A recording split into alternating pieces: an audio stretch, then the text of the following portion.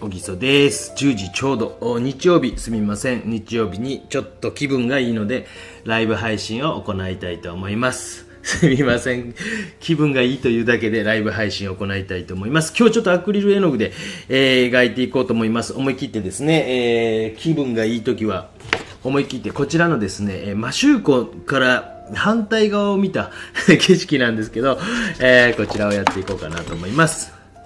すみません。多分ほぼ今日は日曜日やのに、これね、リキテックスの白ですね。チタニウムホワイト。あとはお夫婦さんの絵の具をこれですね、使っていこうかなと思います。だいたい使いそうな色をこれペーパーパレットが置いてありまして、ちょっと分かりにくくてすみません。よいしょ。よいしょ。ローアンバー。いやー、ちょっとね、嬉しいね。これ逆さに入れとくといいですよ。バーンとシェンナ。バーンとシェンナ。で、キッチンペーパー大作戦でございます。あとは何かな。コバルトブルー。いやー、いろいろね、やっぱね。まあ、めでたいことではないですね。一個めでたいことあったんですよ。くだらんことやった。サップグリーン。使いそうな色だけまず置いていきます。茶色、青、イエローカぐらいかな。イエローオーカ。イエローオーカ。ローシェンナ。青。あともう一個青ぐらい欲しいね。これ、いこうか。セルリアンブルー。お、来た。さあ来た。最悪や。最悪や。ランプブラック。最悪や。もう一個青系ね。ちょっと多いね。フタロブルー。すみません、皆さん。つくしさん、みちみちさん、久保さん。ライムちゃん、赤坂さん、みちみちさん。ねえ。東京、雪降ったんでしょ。フタロブルー。ごめんなさい。コロコロさん、のりおっちゃんさん、ゆきちゃん。皆さんおはようございます。くまこさん、おはようございます。ちょっとね。一つ目の嬉しかったことはですね、すみません。勝手にご報告でございますけど。ごめんなさいね。勝手に公募店の告知動画撮るとか言って遊び行ってしまいました。ごめんなさい。まだ撮ってないです。一つ目、これ黒やな。嬉しかったことは、なんと、平田クワガタが孵化しました。幼虫になってました。ありがとうございます。なんじゃいって感じかもしれませんけど、僕からすると、死ぬほど嬉しいことでございます。びっくりしました。2匹ばかり、ちょっと白入れました。おりまして、昨日ですね、ちょっと、冬でも水あげとかんといかんなっていうことで、ちびとあげてたら、なんじゃこらっていうことで、平田クワガタですね、横竹クリーク公園というところで、言ってしまった。しまった。やばい。誰もそんなところに取りに来てない、釣りに来てるおっちゃんたちがいるぐらいの公園なんですけど、しまった、言うてしまった。もう編集できへん。ちょっとあかんね。言うたらあかんこと今日言うてしまいそうやな。言うてしまった。絶対に秘密にしとかないといけない。ね。必ずそこいるんですよ。カブトムシもクワガタもいて、ほぼ100発100中でいたとこなんで、僕はもう本当にいつもですね、高校の友人に送ってなぜか送ってもらうというですね、暴挙に出ていたんですが、よいしょ。送れるんですね。なんかね、郵便局の人もクワガタ届きましたよと言われましても、はいで、幼虫が2匹おりまして、うまいこといけばいいなと。いろいろインターネット見てると、やっぱりオオクワガタの情報は多いんですけどね、ちょっと形を今撮りながら、やってる。この写真動かそう。さとこさんも J 渡辺さんもおめでとうございます。ありがとうございます。で、もう一つちょっと悲しいお知らせというか、あれなんですけど、やっぱりですね、ちょっと今週末、来週になるの今週になるのあそこに行こうと思っていました、鹿児島ですね。で、もう、どうあがいてももうなんか今んとこ天気悪そうな感じなんで、もう、ね、日本気象協会が誇るアプリケーションなので、それを、やっぱりですね、あれすることできないので、もうなかなか、雨、という予報が覆らず、残念ということで、今回はもう、今やったらキャンセルしたらですね、キャンセル料かからないので、ちょっと申し訳ございません。あと予定とかね、もしそれに対して予定組まれる方がいたりしたら申し訳ないので、早めに、今回はやめておくことにしました。申し訳ないです。必ずまた行きますので、本当に絶対晴れやっていう時とかに狙っていきますので、ちょっと、近すぎてっていうか、そんな近くはないんですけど、ちょっと僕の中でなんかいつでも行けるや感があって、そうなんでなかなか行かないというですね。昨日柳川っていうとこ行ってたんですけど、そういやちび連れて行ったことあれへんなと思ってですね。柳川って、30分ぐらいで行けるんですけど、なんかね、船に乗ったりするやつね。とこですよ。でも全然駐車場がなんかその、観光化されてるところ駐車場あれへんで、もう結局、ムツゴロウ公園の方に行っただけでしたけど、駐車場が、市営の駐車場があんまあれへんでですね。何の話だったっけまた忘れてもた。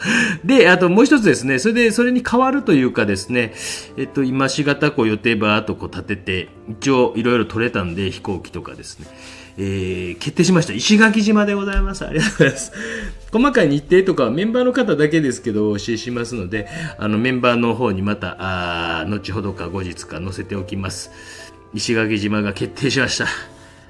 石垣島も宿もわからんから適当に取りましたけど、キャンセル、早い段階だったらキャンセルできるので、石垣島でございます。嬉しいな。ありがとうございます。行ったことある人ね、ここいいですよとか教えてください。全くわからないので。竹富島とかはどうやって行くんですか？フェリーですか？レンタカーは一応借りました。柳川いいですね。川下りですね。もう川は全然下らなかったんですけどね。で一応石垣の方に、行くことになりましたのでですね。またどうせただ3泊するから結構見るとこないんちゃうかぐらいの感じかもしれませんけど、僕もよく分かってないけど、安い飛行機取ってたらそうなりました。また細かい日程は、メンバーのコミュニティ欄の方に載せておきます。ごめんなさいね、メンバーじゃない人、俺たちを阻害するのかって言われるかもしれないですけどね、なんかね、一応1000回ぐらいは視聴される一応弱小チャンネルですけどね、怖い人来られても困るので、よいしょ、ありがとうございます。お父様、義理のお父様お母様ありがとうございます。ちびたちの面倒を見に来てくれるということで助かります。すいません、ありがとうございます。石垣ですね、だいぶ前ですがマンタに会いに行きました。さすが赤い魚の人ですね。マンタ、埼玉さんもおはようございますと。残念またの機会に。もう宮崎とかなんか僕の中でめっちゃ行ったイメージがあってごめんなさいね。宮崎はなんか毎年審査で行ってたから、何やったっけ、宮日店のなんかね審査でも毎年のように行ってたから宮日店ちゃうわ。宮日店ちゃうね。市の美術展も2回ぐらい審査行ったような記憶あるし、あとは商品展、宮日新聞主催商品展、あれ3年連続僕やったような記憶ありますもんね。今年多分なんか今年かな去年かな、なんかね私の教え子やった子がやってたみたいであれって言ってまた私に回ってくるか、僕はもう無理ですって言って、今やったら暇なんでですねできますよ。あの時はなんかこう審査終わって次の日本当は2泊する予定を僕確か1泊とかでやってたんですよね。でもう行ってそのまま審査して、それで1泊一応して、その日の朝速攻で帰って、それでなんか仕事、朝の授業とか9時半とかの授業に間に合ってましたもんね。5時とかに出て、宮崎とね佐賀って意外と遠いんですよね。宮崎がね、国原さんが言ってたように陸の孤島っていうかねそんな感じですけどね。ちょっとアクリル絵の具です。だんだん大きくこうどんどんとこう濃淡を形とかがちょっとわからんようにならんようにしながら、撮っていってます。ぜひぜひと。稲葉さんおはようございます。沖縄本島石垣竹富与那国島40数年前新婚旅行で行きました。あららら素敵でございますね。40年ぐらい前、うちの親父と袋はなんかやっぱ宮崎って言ってたような気がするな昔は宮崎やったんでしょ、シーガイアやったっけ、あっこもなんか泊まったことありますよ。去年もね宮崎とか行ったし、鹿児島はちょっと行ってないような、でもあそこは行ってるか。鶴の車町ミュージアムまではなんか行ったりとかしてますね。いやぜひぜひまたね、もし一緒に行きたいとかいう人いたら行けんことないんちゃうかな3人までやったら、僕プラス3やったら乗れますよ。レンタカー乗れますよね。ただ一人で来られるとちょっとね、僕もなんかあれなんで申し訳ないから、お友達連れてとかね、なんかやったらこれんこじゃないですよ。あとまた、長野の方は、一応日程が決まりましたので、また長野4月に、これ毎年秋冬でやんのかな、ちょっとそれ僕きついんやけど、やることになりましたので、日程、その2つの日程、お伝えしておきますので、またね、北海道もやるかもしれないですよね。だからその辺はちょっとですね、ちょっとあれをね、旅費を稼がないかなっていう気持ちはあるんですけど、まあね、いつでもできますと。新婚旅行は、宮崎って時があったそうですね。たまにで良いのでお願いします。のりおっちゃんさんは何に対してかな。まさやんさんもかねぽんさんも、くるくるホイルさんもおはようございますと。石垣、たまにで良いのでお願い。何がたまにですかね。ごめんなさい。前に書いてあった。いやー、しかし本当にごめんなさいね。平田クワガタの幼虫にあんな興奮するとは。すぐこう、同級生の、クワガタを送ってくれる友人にもう大丈夫やからっていうことで送っておきました。これ写真とかない方がええんかな。もう僕の顔がない方がええんかな。パレットの混色見た方がええんかな。もう僕めっちゃちっちゃくなりましょうか。もう僕なんかね、ね、この文字とかももっとちっちゃくできますよ。確かこんな文字いらんもんね。こっちにしましょうか。ぴょっぴょっ、ね、ね、こっちはいいかもしれないね。ウィズアルファさんもおはようございますね。あと最近なんかスペシャルサポーターになってくださった方がドドドドといてありがとうございました。もう本当にそういろんなね活動にやっぱねお金多少必要なんで非常に助かります。年末にかけて何か送りますキャンペーンもまたやりますけどですね。それ以外は例えば展覧会の案内というか図録とか作ったら差し上げてます。その人にね。で住所よかったらメールでお送りください。最近なってくださった方もう送った方とか結構いますけどまだの方ちょっといますのでよかったらですね。いやーちょっとクワガタちょっと興奮した。あとはもう本当にもう石垣楽しみやわまあ、奄美大島が僕の中ではなんか今んとこいろんな旅の中でもかなり上位に来ているので、ちょっとまずティッシュ取ってきますね。またなくなった。あったちょっとね、まあ楽しみでございますよ。審査員のことね、ぜひぜひ宮西新聞に手紙出してみてください。小木曽先生にまたって言って僕はもう特に連絡も取れないし、小木曽先生にまたってなんか暇そうにしてますよってのりおっちゃんさんとか久保さんあたりね3通ぐらい届いたらなんかプンプン匂うなって感じであれかもしれませんけどぜひぜひぜひぜひ手紙でも。もう向こうの人は私のこと忘れてるでしょうけどね、確か審査の早い人やったなと。あとなんか公表会で人が結構集まってたなと。なんかおもろいおっさんやったなぐらいの感じで多分新聞社の人は記憶していると思いますが、ぜひぜひ今84円切ってもうちょっと高くなった分からんけどぜひぜひ送られてみてください。よいしょ。いつもはちょっと水でジャーッと濡らしてやったりしますけど、今回はちょっと濡らさずにバーッととりあえず塗っていきました。よいしょ。ね、そういうふうにもう何年も経つので、5、6年前ですよね、あれね。いしょ。宮崎の人飲みますもんね。なんかね。まあ宮崎はなんか知り合い多いから、その YouTube の人じゃない人とね飲み会とかなったりしますけど、 YouTube の人の飲み会もやってもいいかもしれませんもんね。ゲルボアに学装に行ったら覚えていらっしゃいました？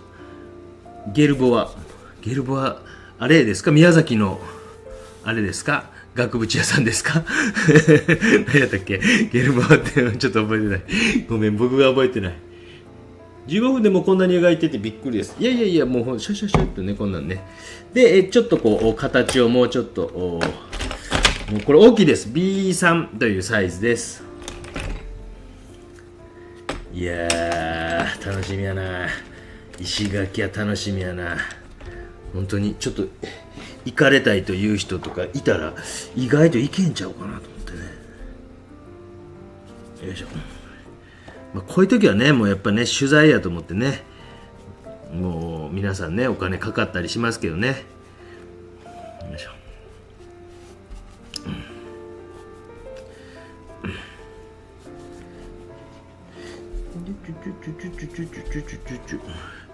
で、まあ、若干こう暗めにこう書いていってます。若干ね、暗めに書いていってます。もうこの筆ももう使いすぎて腰が全然ないですよ。ね、皆さんの髪の毛みたいな感じですか？どうですか、男性諸君。ね、男性諸君どうですか？そういうことであれしたらいかん時代ですか？M1 のあれ面白かったですね。なんとかさんっていうね、敗者復活のあのネタ面白かったですね。何やったっけ、忘れました。 M1 ちなみに僕見てないんですよ。本戦の方全然 見れてなくて、忙しいわけじゃないけど、ちょっとこうなんか熱が冷めてしもったんか、もうなんかやっぱチビがおるとやっぱ見れないですよね。静かにやっぱり漫才ってこう聞かなあかんから見れないですよね。かといってチビがおらん時なんかね、それだけ見るっていうのもなんかあれやしと思って結局まだ見てないですね。よいしょ。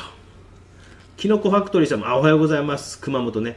アクリルで紙に書いたことがないのですが、水張りしたパネルに直接描いてもいいですか？それともジェストの下塗り？何にもなくてもいいですよ。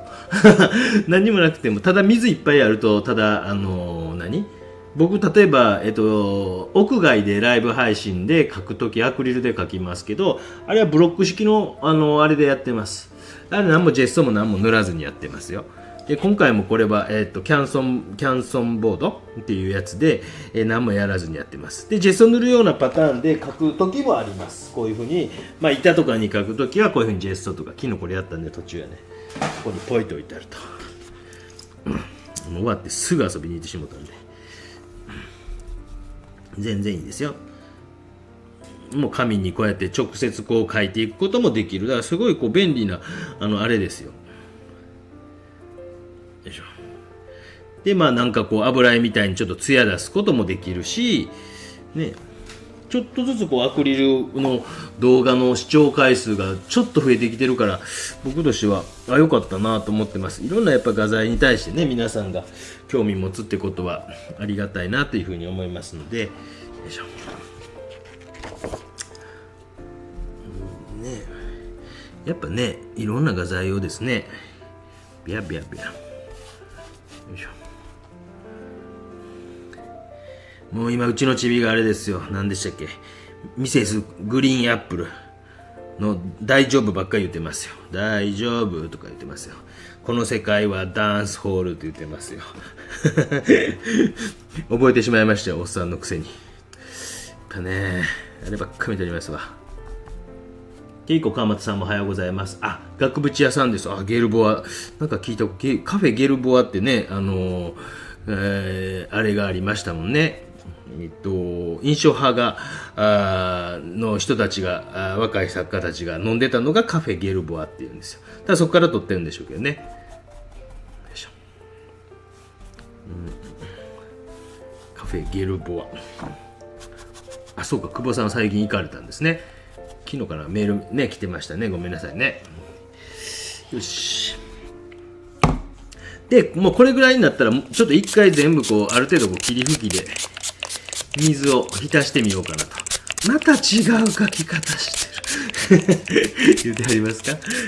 線がね、ちょっとこう硬くならんように、とりあえず一回これぐらいにこう霧吹きでシャシャシャシャとやってみました。もうちょっとこう根性のある筆、根性って僕はこう言うてますけど、毛の腰みたいなね感じがもうちょっとあるやつがいいなと思ったんで、ピッピッピッ、カフェゲルボアってね、よいしょ、ピュー、空、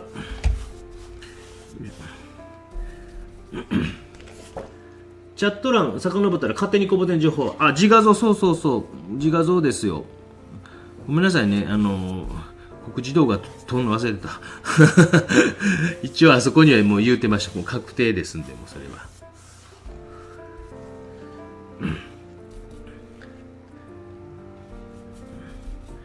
よいしょ。どこや、ここの辺にこうね、水のあれが、これはだからクッシャロコになるんかな。向こうにちょっと見えてますね。クッシャロコになるんかな。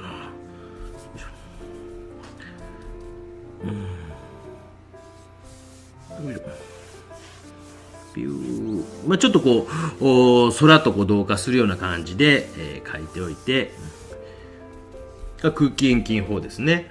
ピュー、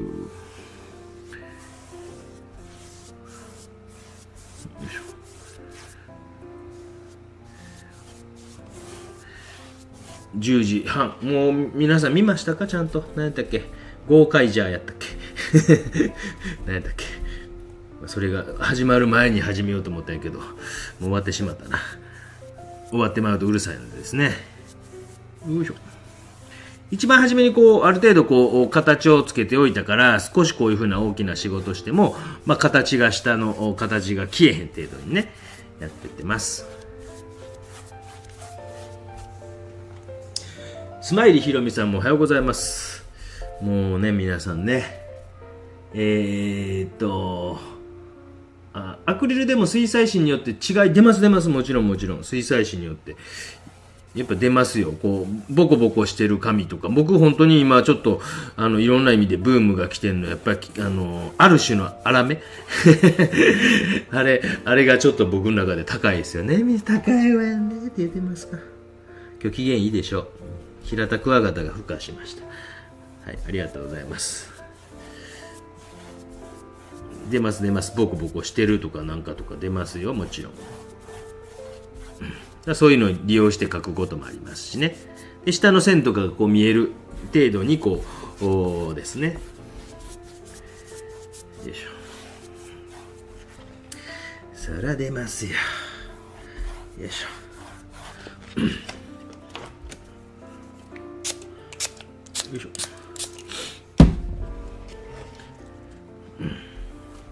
あ、チャット欄のあれやね、固定ってするの忘れてたね。なんかね、1回目の投稿やと固定できへんのよね、これね。なんかね、一番初めに。なんか来よったな。なんか来よったな。仮面ライダーが来た。ちょっと紫入れますね、この紫ね。パープル。もうこのところに置けるとこなくなってもいましたけど。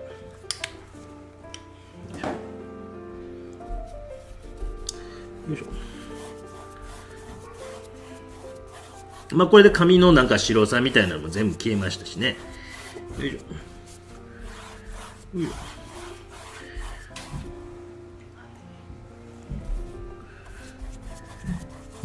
しょ。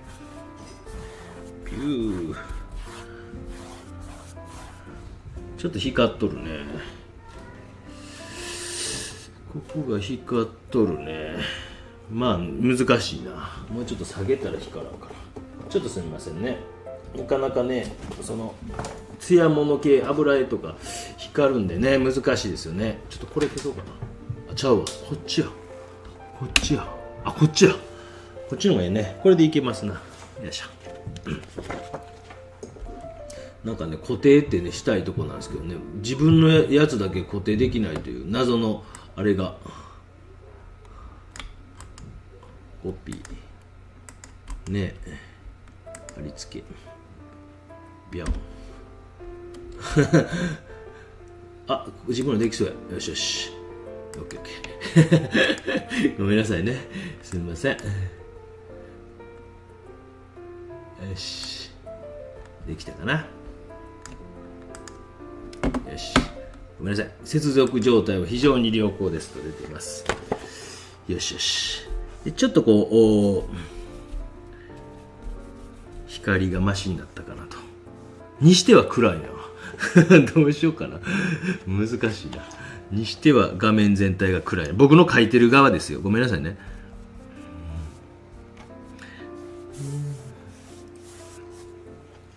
よいしょ。まあこれぐらいこう深みのある状態というか、にしてあげました。で、ちょっとですね。よいしょ。おい、なんかないかな。もうちょっと細くてもうちょっと太くて筆あれへんかな、あれへんな、ちょっと中途半端やなあ。これラフィーニやな、あんま使いたくないな高い筆使いたくないですよね、アクリルの場合ね。使いたくないな、もったいないな。よいしょ。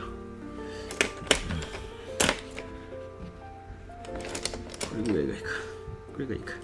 平筆ですね。まあ平筆でも案外こう書けたりしますんで、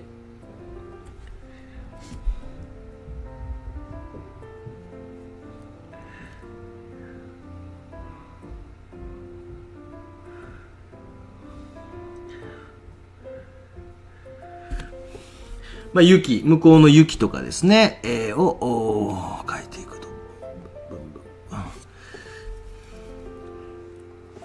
この辺はこう雪ではなくてなんかこう砂っぽいね、なんか感じかな。よ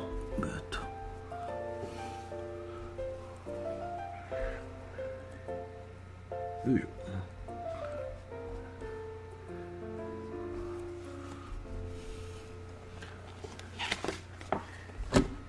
ょ。よいしょ。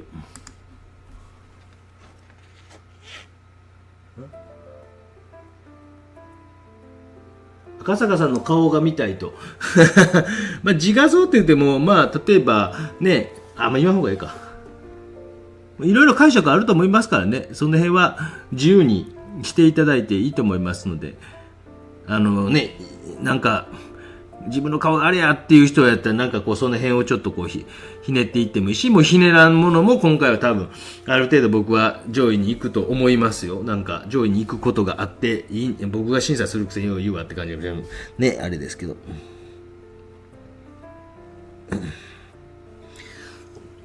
まあなんか赤坂さんの顔どっちかというとイメージしてもらえたら分かるんですけど、やっぱ魚好きっていうことなんで、さかなクンによう似てますよ。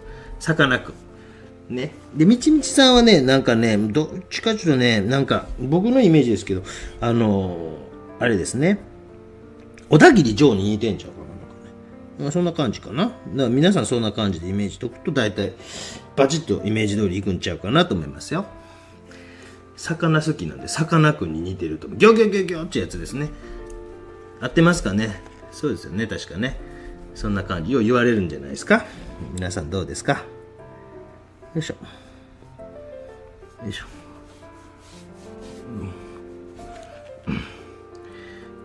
僕適当ですよ、本当ね、皆さんね。真面目にこう、話を聞かないようにしてくださいね。もうね、たまに真面目に聞く人いますけどね。もう本当今もう世の中がね、ちゃんと真面目しすぎるとこあってしんどいんでね、僕だけはもう本当もう昔から適当に。憧れの人は高田純次先生。よいしょ。今日朝作ってた動画でずっとミノモンタって言ってたの俺。よいしょ。よいしょ。令和のミノモンタを目指すとかわけわからん動画を撮ってましたけど、昔は綾小路でしたっけ、君まろさんでしたっけ、それ目指してたんですけどね、またコロコロ変わってます。よいしょ。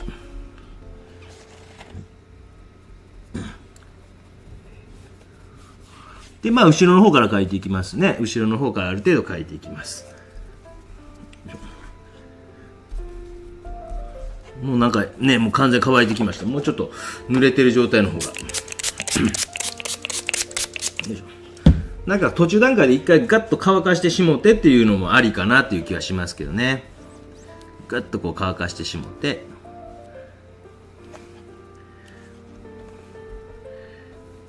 よいしょ。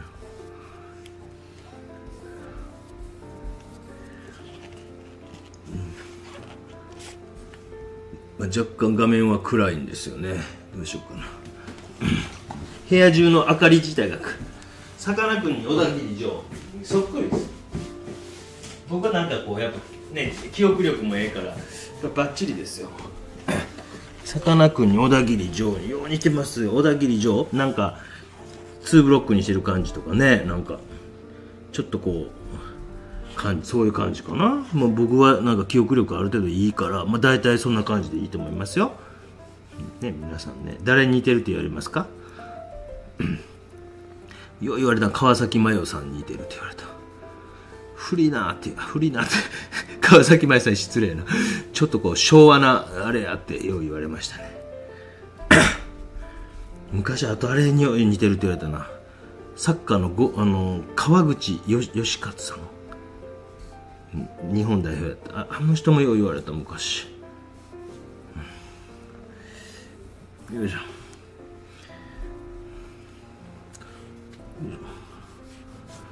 後ろの方からこう決まってきてます。どうしても動画になるとね、ちょっとあれやな。でこの辺の雪とかはぐぐぐっと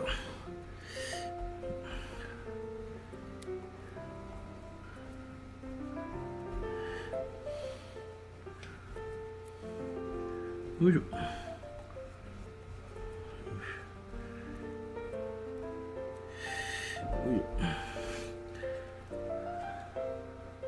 質問が2つありました。霧吹き何のため？なんかね、硬くなるし、なんか僕やっぱ油絵描いてるから、なんかこう伸びてほしいというか、ちょっと滑ってほしいぐらいの。霧吹きシュシュシュって途中でやったの、輪郭を少しこう、なんちゅうのかな、ぼかすような感じとか、ちょっと滑り出すような、やっぱかすれてしまう、まだ初めの段階なんで、はっきりした線とか描きたくないんですよね。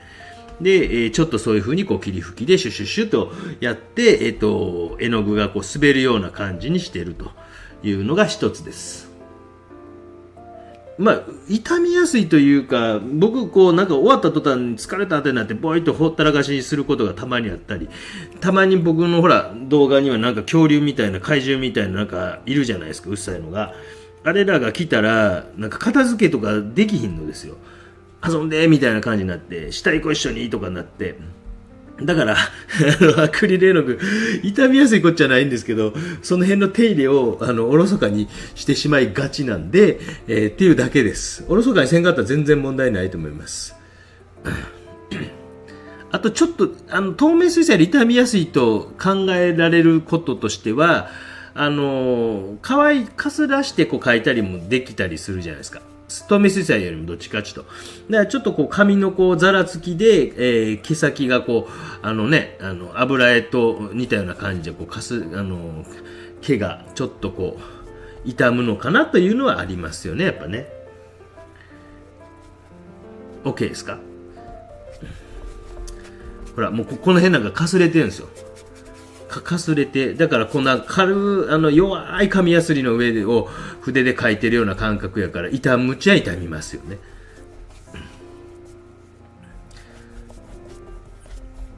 でもなんかこうね、外とかで、屋外でライブ配信とかするときは、やっぱ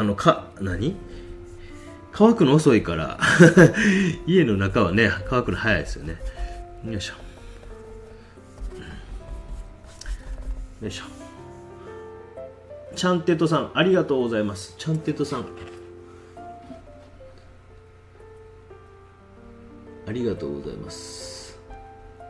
ちゃんてとさん、ありがとうございます。菊がっばりの赤坂さん。質問が2つありましたってね。赤坂さんがやってくれたのね。霧吹きは何のため？赤坂さんの質問ではなくね。夏の夢さん、ひろみ宮原さん、おはよう。あ、上の方にあったけどね。霧吹きは何のため、どこにあったあれ、なかった、どこにあった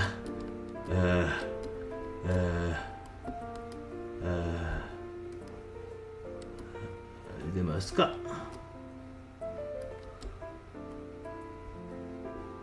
チャンテッドさんがね、筆が傷みやすいのでしょうか。すみません、気づいてませんでした。はい。霧吹きは何のため、通り雨さんね。ごめんなさい。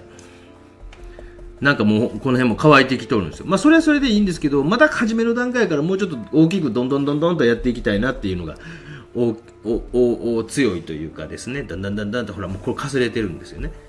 で逆にこのぐらいで一旦ガーッと乾かしてもうてもええかなっていう感じがします。石垣島楽しみやわ。もうワクワクしてます。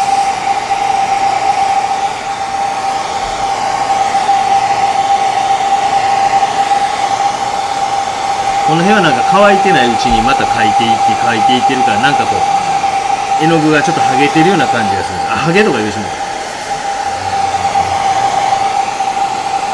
この辺なんかね、こういうのは下の絵の具が乾いてないうちに描いてるから、剥げというと取れてしまう。何やったっけ、人の名前忘れた獅子頭っていう人のネタで爆笑してしまいました。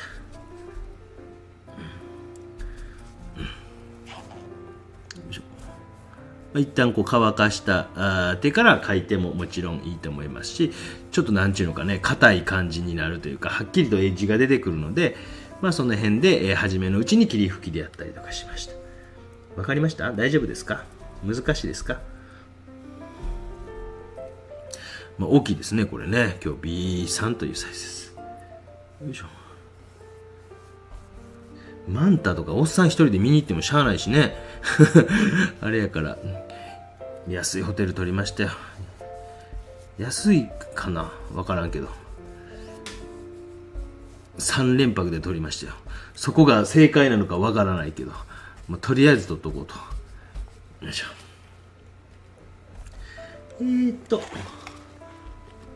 一味さん、髪型だけですよと。そんなことないように似てはったよ。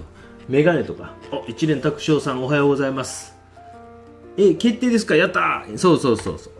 3月はまた別のところちょっと行く予定なんですけど、まあ3月下旬ぐらいがねっていう。まあちょっとそれは、あれですけどもね、ここで言えんんですけど、で、4月は白馬。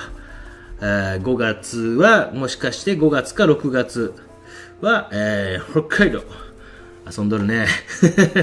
仕事やからね。仕事。おっちゃんも仕事しとんね。ほんまにね。西さん、今入りました。気づくの遅かったです。いや、まだ30分、40分ぐらいでしょ。1時間ぐらいでしょ。まだまだです。今日でかいので。で、また金沢ね、もうちょっと金沢落ち着いたらまた行きたいですね。今からもう多分4、5年前に行ってますもんね。松井、秀樹記念館入りましたよ。この間名古屋行った時はね、一郎記念館残念なことに入れなかったです。残念でした。記念館の前まで行きましたが、ありがとうございました。行けませんでした。よいしょ。よいしょ。ねえ、なんかね、北海道のこれは、あそこですね。摩周湖の方から反対側見てます。ひねくれてですみません。反対側見てます。もうね、おじさんのこうひねくれて、摩周湖の方かけやと突っ込んではる人もいるかもしれません。まあ。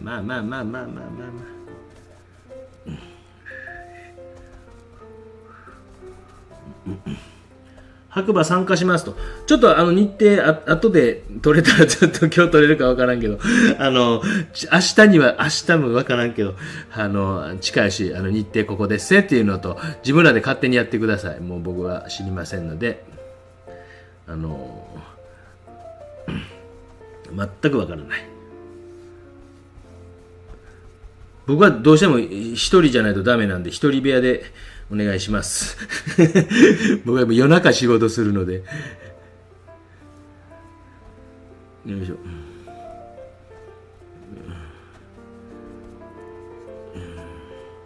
今日はアクリル絵の具で描いてます。本当金沢っていうか、石川県への義援金ありがとうございました。皆さん本当にね、また機会あればやろうかなというふうに思ってますって言ってる時は大体やるんですけどね、いつかわからないですけどね、もう継続してなかなかねやっていかんといかんのやろうなと、よいしょ。北の恋人さん、おはようございますと。雪が残る。これ4月のね、下旬からこの前後で令和元年に変わったんですよ。令和元年。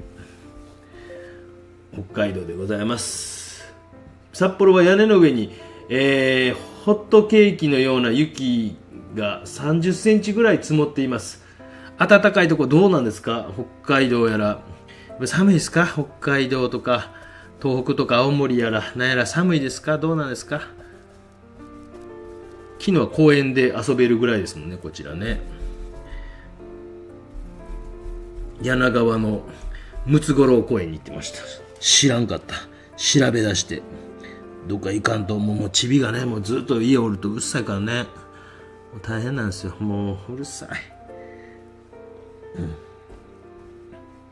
よいしょ。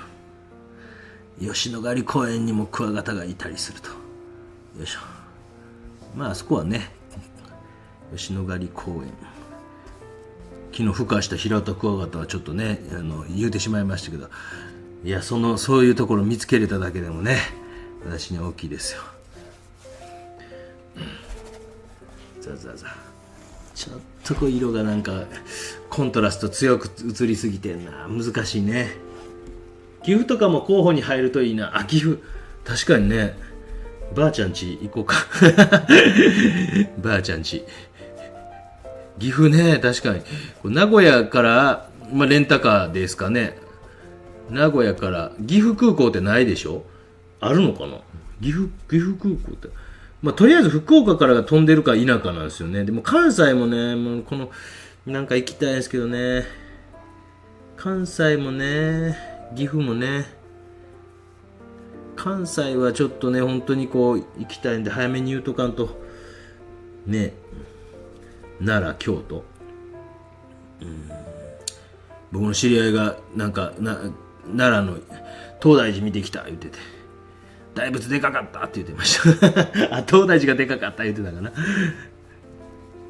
私の初デートのところですね、あの辺ね、猿沢池とかあの辺の映画館、中学生の時ですね、あの辺に行きはったんかな、その人はね。猿沢池、よいしょ。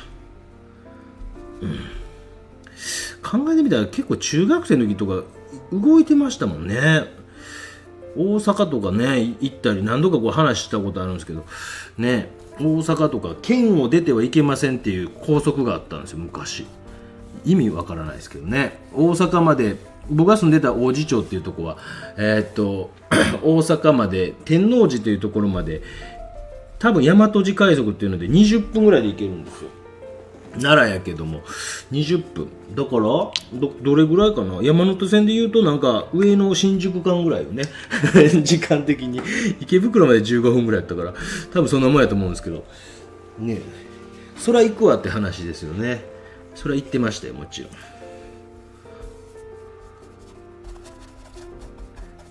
天王寺とかね行ってましたよ。ボーリング場とか中学生の時何人か男の子と女の子で行ったりしてましたよ。奈良までもう20分大和路快速で、法隆寺、大和小泉、郡山、奈良やったかなちょっとあんま記憶してへんけど行ってましたね。法隆寺とかもなんか生まれたところが大和小泉っていう郡山っていうところで、ちっちゃい頃の写真に法隆寺の境内で遊んでる写真ありますもんね。よいしょ石垣は5月連休に入った梅雨で5日間で30分しか青い海見れませんでした。まあ僕一応なんかこう、そういうこう、あんま人おらん時に行きたいなっていうかね、もうなんか、ね、人が多い時に行ってもしゃあないなと思ってですね、ちょっとこう人が少ない時になるべくこう行こうかなというふうに思ってるというか、まあなんか絵描いてこんなの喋ってたらうっさいじゃないですか。迷惑かけたくないので、絵描いてるおっさんがうっさいなっていうふうになるので、ちょっとその時期をいつもほんの少しずらしていきたいなと思ってたりします。だから北海道もちょこっとずらせたらずらしたいなというふうに思ってます。ミセスグリーンアップルですよ。皆さん知ってますか？私の視聴者若い人が多いからね。ミセスグリーンアップルですよ。男性グループですよ。いつだって大丈夫ですよ。知ってますか？私の視聴者は平均年齢60、僕多分72歳ぐらいだと思ってますけどね。この間もちょっと仕事のなんか打ち合わせが来て、いや僕の視聴者なんか大体あれですよって言ってこう、まあ、若い人向けのなんかあれやったんで、宣伝案件やったんで、僕多分70ぐらいだと思いますよって言ったらちょっと引いてましたもん。あ、仕事依頼する人間違えたみたいな顔されましたもんね。あの話はポシャるのかな。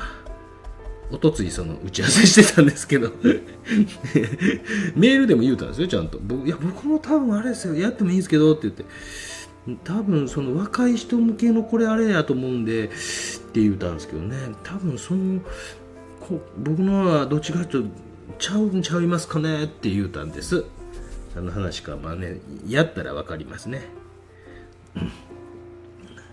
三重もいいですよ。あ、三重ね、三重は行きたいと思ってるんですよ。岐阜ももちろんいいんですけどね、三重なんでかというと、高校時代にこう合宿で、美術部の合宿で行ったところを書いてみたいというのがあるんですよ。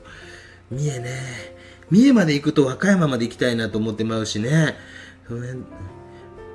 だから今年はなんか予定としてはもう確定したのが石垣。で、ちょっと3月、で、4月が北海じゃなくて白馬、6月が、6月はまだ見てか。よいしょ。よいしょ。で、11月に個展と、大阪。よいしょ。ねえ、今日も喋りながら書いとんね、この人ね。変な人よねって言って多分言うてはるでしょ。変な人よね。ずーっと喋ってはるわって言って。なんかね、初めのライブ配信とかに比べるとやっぱ喋りながら書くのに慣れてきましたもんね。でも今日コーヒー持ってくるの忘れたんで声が若干もう潰れ出してるというですね。よいしょ。まあなんか日曜日とかでもなんかダラダラするの苦手で、なんかこうちょっとでも仕事するとですね、なんかこうほんの少しでも仕事したという気持ちになると、おっちゃんはですね、平均年齢押し上げている組です。いいんですよ、もう全然もうこれからはね、もうほんとそういうこう世代がもう80代なんか全然も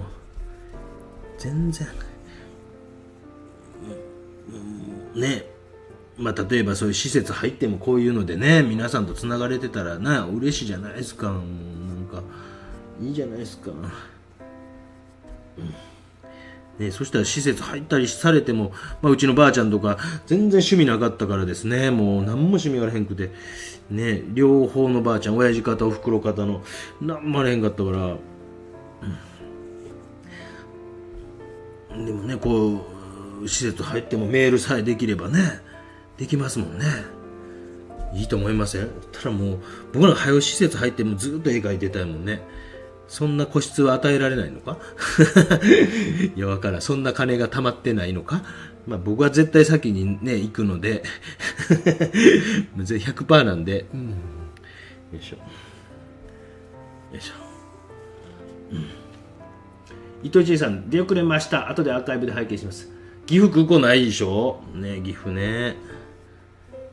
なんか岐阜もね、結構行った、もう多分ね、ばあちゃん家に年2回行ってたんで、多分中学生ぐらいまでは行ってたんで、年2、3回は行ってたからですね、岐阜城とか本当にこう、何でしたっけ、金華山やったっけ、何度も登ってますよ。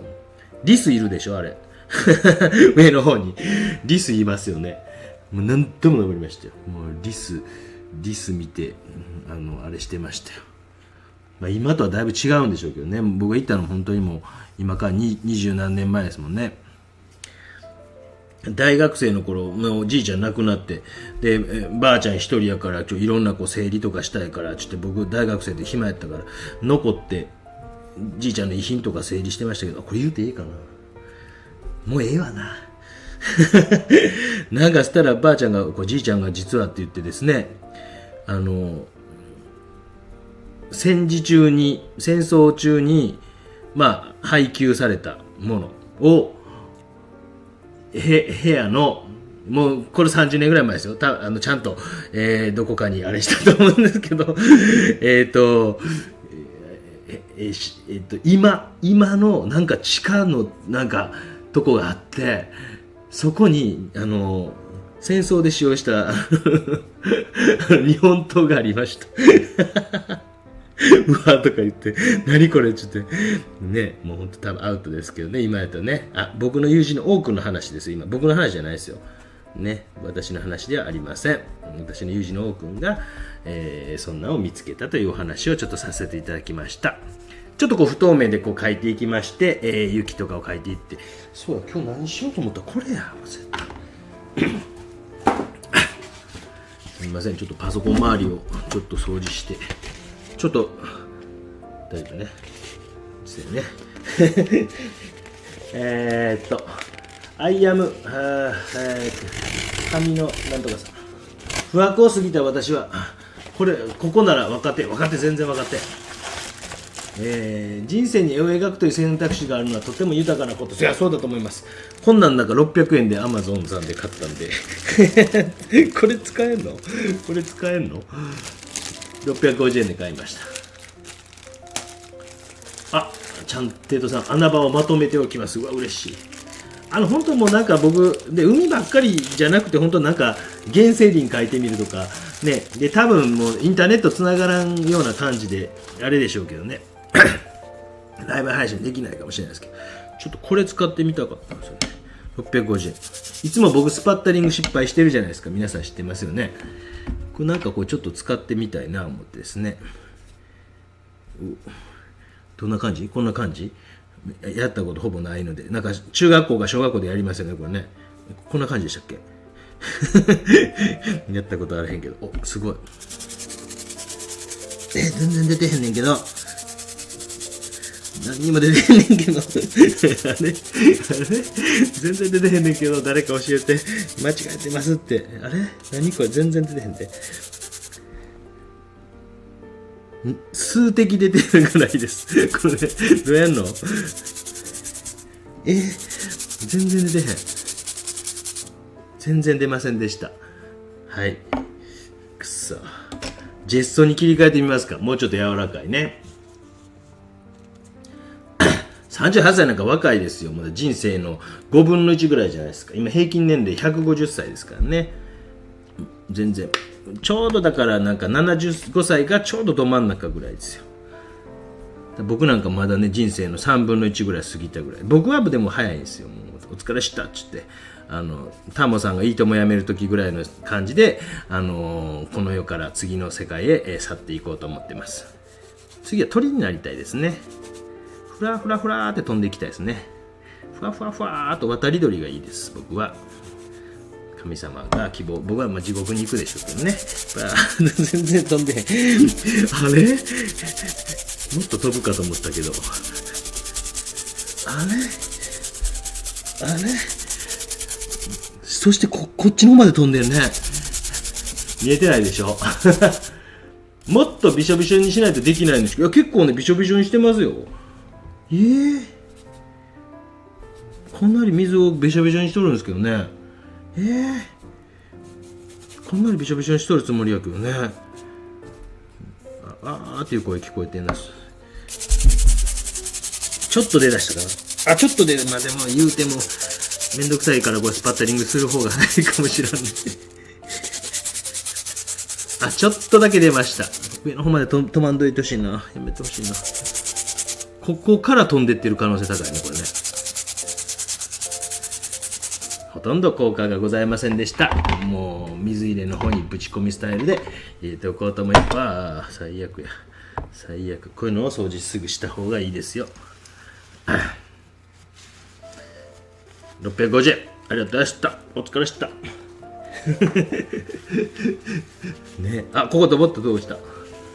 入らない。ピンピン。まあね、なんでもね、こういうの楽しみながらやった方がいいですよ。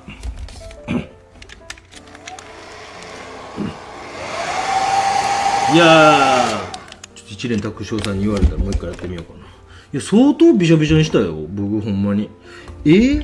相当よ、相当。もう見て、シャバシャバよ、これ、シャバシャバ。これシャバシャバやで。嘘。あ、こっちの方もびしょびしょするのかな。あ、ちょっと飛び出した。ありがとう。一年学習さん、ありがとう。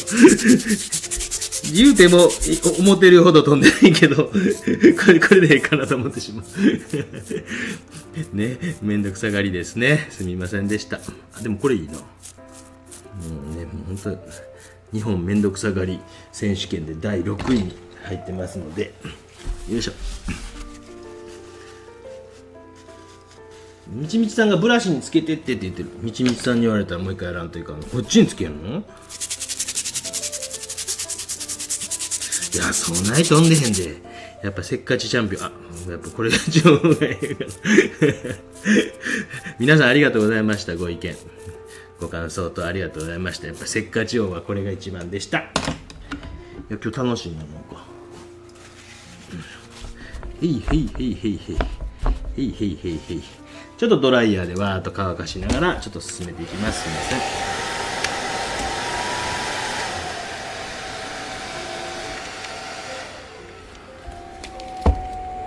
よし。ほんの少しだけ残っていた完全にやばそうな昨日のコーヒーを飲みました。ちょっと筆を探させてください。よいしょ。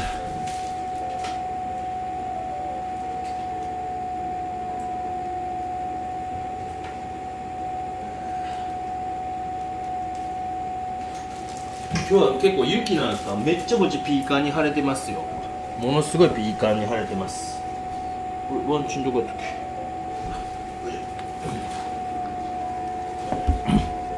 もし質問あったらしてください。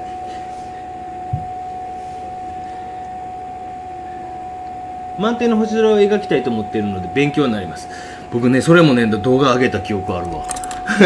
満天の星空ね、上げた記憶ある。熊本のうちのおふくろのところから見たあれやったかな。よいしょ。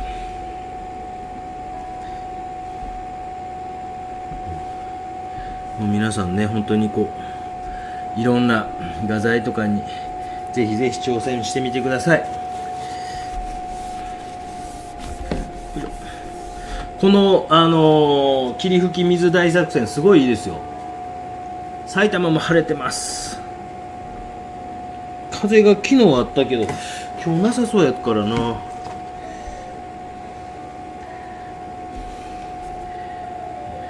いしょ。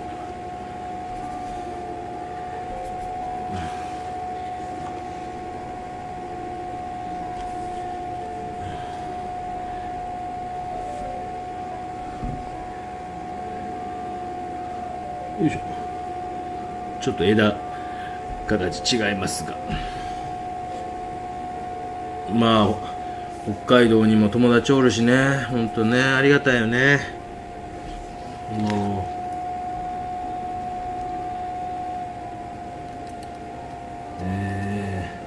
う若女将北海道さんね、もう雪降ってるんですね。途中からの視聴なので、あ、いいですよ西さん、全然何でもいいですよ、質問してください。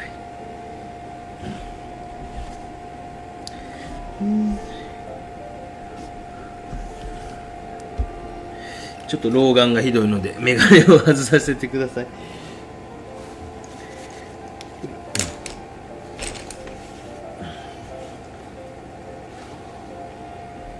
白馬の白樺素敵です。おはようございます。西さんは質問来てないか。でまあここのやっぱりですね、雪はちょっとここは慎重に真剣にぜひ描いてあげてください。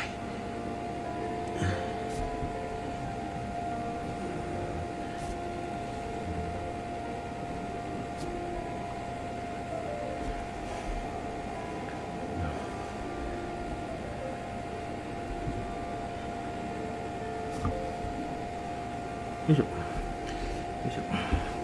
でこういうとこですね。こういう明るいところやっぱ目いくので、人間ってどちらかというと暗いところよりも明るいところを慎重に描いてあげた方が、明るいところに目いくことが多いですっていうか、ほとんどそうやと思いますので、そういうところに、慎重に描いてください。まあここの例えば雪とかですね、これからね雪とかいっちゃん明るいところっていうのはぐぐぐぐっとこうですね。よいしょよいしょ。これ3月、4月の、終わりぐらいなんでね、もし北海道の方行くとなったらこんな塩梅のところもあるかもしれないということですよね。よいしょ。今日ちょっとサイズが大きいので少し時間かかってます。10時から1時間ぐらいか。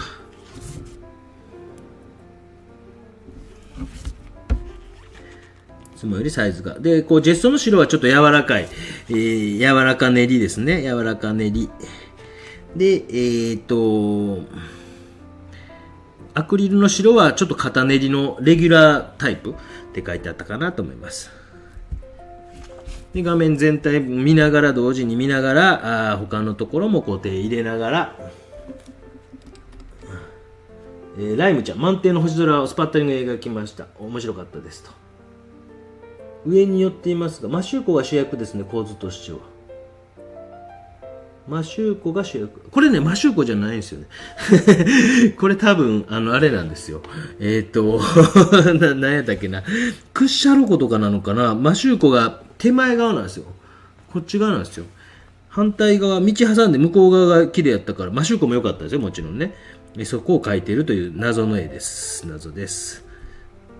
こういうところがひねくれていくとね、どんどんこうへんてこりんなところに向かっていきます。よいしょ。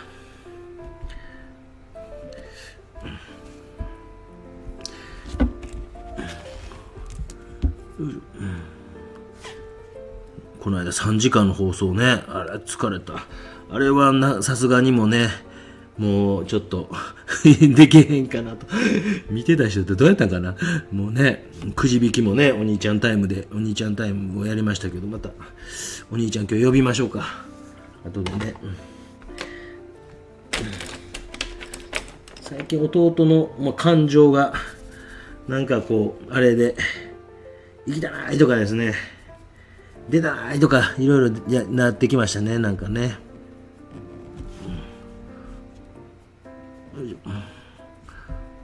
で書いてちょっと強くなりすぎたらまたこう、スカンブルみたいな感じで、ちょっとですね白っぽいの入れて、やるということもできます。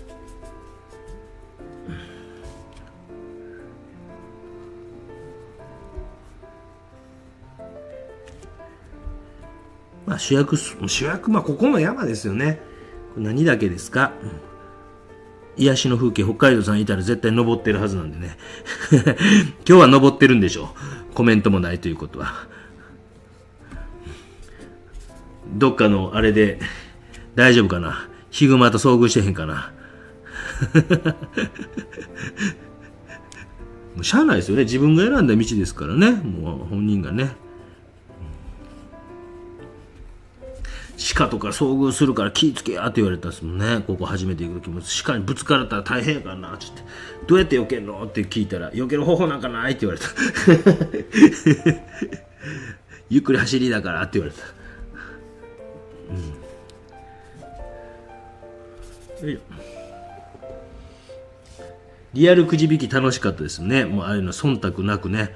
やっぱ僕が引くとやっぱあれなんでね、もうお兄ちゃんやから何もまだ分かってないね。皆さんのこと分からんからですね。よいしょ。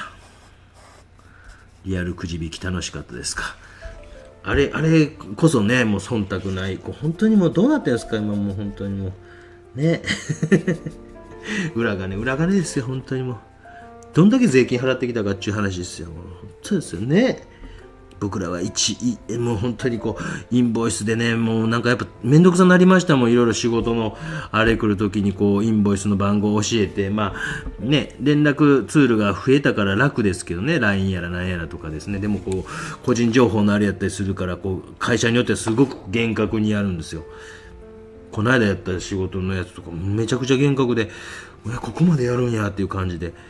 でもすごい書類とかもね、こっちで作って請求書作ってね、もうほんとやっとんのにね、裏金とかいっぱいで羨ましちゃうわな。何度か言うてますけどね、まあ、そういうこともね、若干政治寄りのことも話せるようになってきたというかですね。よいしょ。クッシャロコかな、ちょっと待ってね。Google マップで調べていい？これ第三なんとか駐車場みたいなところやったんで、ごめんなさいね。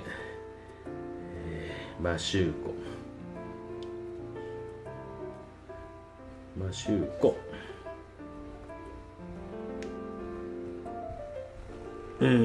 ここのね、そうね、多分こっちの方を見とるんですよ。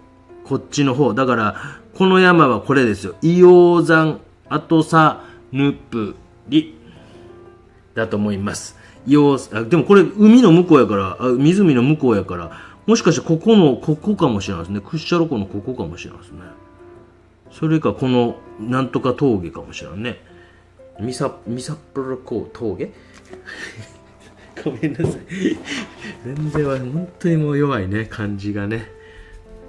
もう本当ごめんなさいって感じ。お父ちゃんも全然漢字弱いから、もうそういうのがね、もうチビとかに遺伝せんかったらいいけどな。もう本当漢字弱いから。皆さんからね、鬼好評とかでメール来るんですけど、皆さんあれ漢字日頃書けるんですか？あんな難しい漢字とか。翻訳がペンって出たからそのまま送ってませんか？もうね、読めないですよ、結構ね。最近ひらがなね、売ってくれる優しい方もどんどん増えてきてます。こっちの方ちょっとですね、空気遠近法ということで、鮮やかさ、緑の鮮やかさが若干強くなってきてます。でそういうところでですね、手前の方になってくると少し鮮やかな色とかがですね、まあ言うたらもう原色に近いというか、チューブから出したような状態に近いような色とかを少し置いていって、奥の方はちょっと白っぽいあれがかかってたりとかしますもんね。ビホロ峠、ありがとうございます。魅惑の北海道さん、土日は必ず出かけると言ってました。そうでしょ。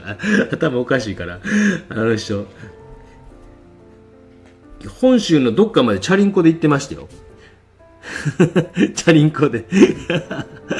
頭おかしい。そのためにああいう今の仕事ついたって言ってたもんね。なんでお前、そうね、僕らも本当になんかね、そういう悪いことして、そちらの方にですね、言うたら就職したんですけど、なんかね、悪いことして捕まって、でそこのね、有名な刑務所ありますけど、そこに入ってそこから出てそのまま居ついてるのかなと思ったんですけど、ちゃうみたいでですね、北海道の冬のレジャーが楽しいんやって言って、どうですか北国の人たち。もう飽きましたか皆さん。どうですか？変わったやつですよ。高校時代から変わってましたけどね。お土産めちゃくちゃどっかに高校時代の写真あるな。あ、見せたらあかんね。モザイクかけて見せたいぐらいや。よいしょ。正月になんかね、いろんな人が飲んでるから来いみたいなメール来て、高校時代の写真とか添付してきやがりまして。嫌になります。見たいですか皆さん。LINE 見れたらいけるな。高校時代の写真。違うわ。ちょっと待ってくださいね。皆さん見たいですか？多分僕も写っている可能性、写ってへんか。年末に来てたな。1月、この辺か。俺映ってる。恥ずかしい。やめとこう。やめとこう。ありがとうございます。使っておられる透明の棒。これ別にね、プラスチックのなんか棒ですよ、単に。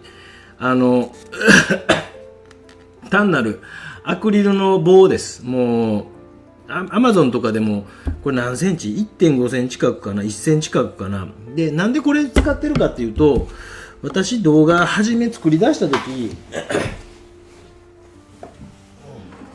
これだったんですよ、これ。で、これ使ってたんですけど、透明の方が影があんま落ちないでしょ。で、動画作った時にこれ強いじゃないですか。で、ただアクリルの棒を買ってきたと。で、ここ手前とここに、単に木が置いてあるだけです、こうやって。こっち側とここに木を置いてあります。で、それをこう渡してるだけです。で、初めの頃この木でやってて、カンカンうるさいじゃないですか。で、ここに布とテープで貼り付けたというだけです。で、これワンチン代わりにしてると。直接画面につかないでしょ。わかりました？で、普通に油絵とか自分のこうね、本画的な感じで描くやつは、またそれはそれで多分、どっかの動画で上げてます。こういうの箱で作ったらめっちゃ楽ですっていうので、上げてますので、どっか、誰かね、なんか質問にたくさん答えてみた的な動画かどうか、誰か、分かったら、ここで言うてますって教えてくれたら。それだけです。やっぱね、こう、ついてしまうじゃないですかね。で、これつかないので、透明水彩とかでも、やっぱこう手とかつくと、僕はもうどっちかというとおっさんやから乾燥肌やからあれやけど、油分ついてるでしょっていうことは弾くんですよ。だからなるべく画面って触れん方がいいと。デッサンなんかでもそうなんですけど、っていうことで、こういうただ棒を渡しているというだけです。すみません、今日は丁寧に説明しましたが、いつもは若干こうめんどくさくなってあれですけど、ちゃんてとさんとはね、今度お会いする可能性もあるので、ちゃんと丁寧にもうね、そういうことですよ。どうしてもね、やっぱこう影とか落ちるのも自分も嫌やったんですよ。で、じゃあなんか得てないかなって考えて、ただ、透明なこういうアクリルの棒、ホームセンターで売ってます。ホームセンターがあるのかな、ちょっとわからないけど。よいしょ。奄美大島行った時にホームセンターとかも意外と少なくてですねマスキングテープ買おう思ったら意外とね距離があって、そうかと思って、で100円ショップありますって教えてもらって、おとか、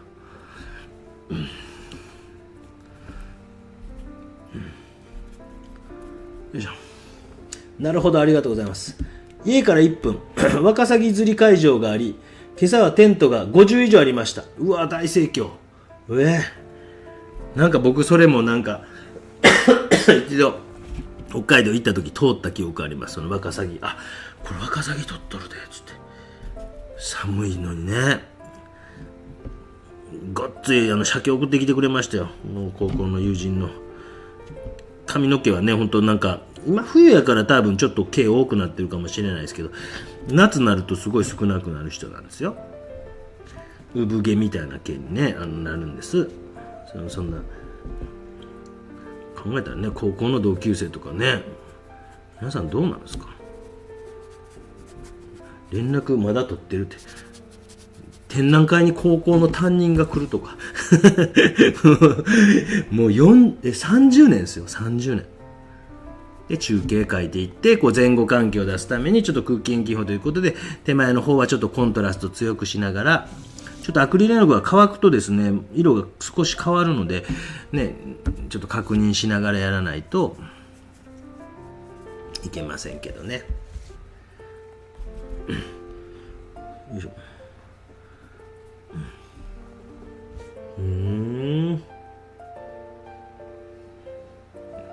必ず出かけてる。変なやっちゃうな、本当にもね。もうめっちゃ変なやつですよ。そのためにね、車もそういう車をあれして言うてました。よいしょ。で、こういうところとかは基本だいぶ白いんですけど、じゃあどうやって形出していくかっていうと、もちろん白で置いていくんですけど、ほんの少しずつ暗いとかちょんとあったり、ちょんとあったりするとこ、もうこういうのを追いかけてまず行くんですね。もうちょんちょんってね、なんかそれをある程度今日みたいな時とか、屋外で描く時は、ある程度パターンを脳みそでベベーっと認識して、ちょんちょんちょんちょんとね、で、逆に影になってる枝があったらヒューと描いてあげたりとかして、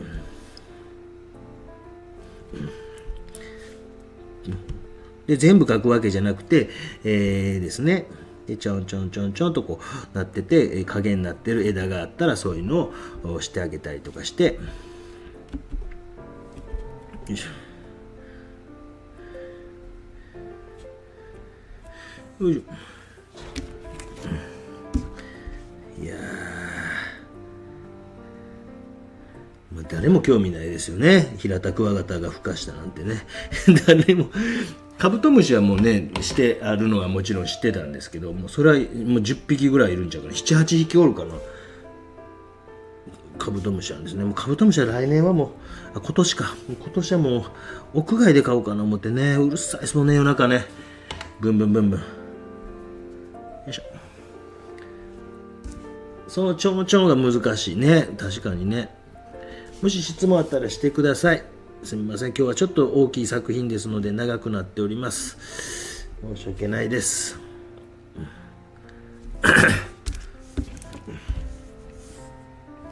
ビューッと暗くなっているところもあったり、よいしょ。もし質問があったら遠慮なくしてください。透明の棒ね、本当気になるでしょ。こういうのね、もともとワンチン自体はなんか自分で大学生ぐらいの時にね、これこういうのやって思って箱とか作り出したのも確かもう20何年前ぐらいですよ。なんかフェルメールとか絵描きさんはなんか棒を画面のね絵の上にちょこんと乗せてるとか左手で持ってみたいなよくあるじゃないですか。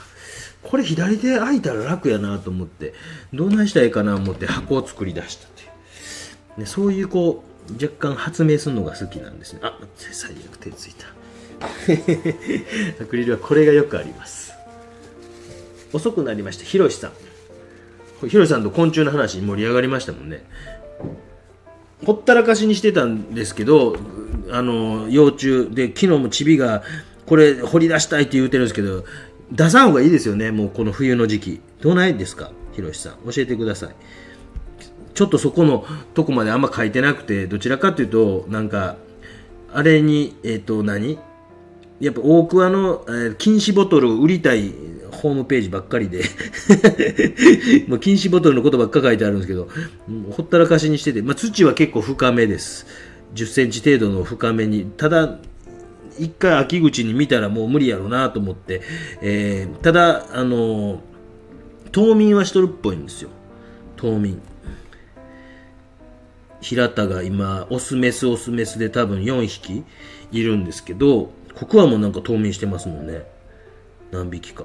どういう誰かね興味がないですか、ごめんなさいね。絵描きながらクワガタの話するというね謎のライブ配信です。ちょっと後でお兄ちゃん呼ぼうかな。お兄ちゃんにお兄ちゃん呼ぼうかな。よいしょ。よいしょ。黒ほぼ使ってなかったです。今初めて黒つけました。で、やっぱり空気遠近法ということで手前になってくると、暗い色みたいな、黒を使わんでもいいと思うんですけど、ちょっとわかりやすくググググと前にしていってます。両生類には興味あります。ないですね。気持ち悪い。カエル嫌い。でも触れるようにチビがね、よう触ってるからなりましたけど、無理ですね。蛇とかめっちゃ怖いです。うわーとか言います。うちでなんかね、いるんですよね。毎年蛇出てくるんですよね。もう島蛇やけど。怖いっす。全然興味ないです。ごめんなさい。ひろしさんの絵となんか全然ちゃうじゃないですか。そういうの描けばいいじゃないですか。ね、すごい上手な風景が描いてますけどね。両生類とか爬虫類とか。あ、なんか自画像が見えてきたぞ。自画像が。よいしょ。まあこんな感じでですね。よいしょ。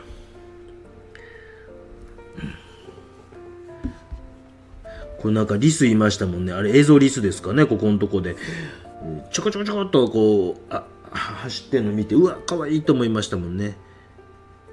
僕はもうなんかクワガタですね。もう一番好きなのはクワガタです。なんと安上がりな趣味なんだと。昨日妻に言いました。パチンコとか行くよりいいでしょって言いました。よいしょ。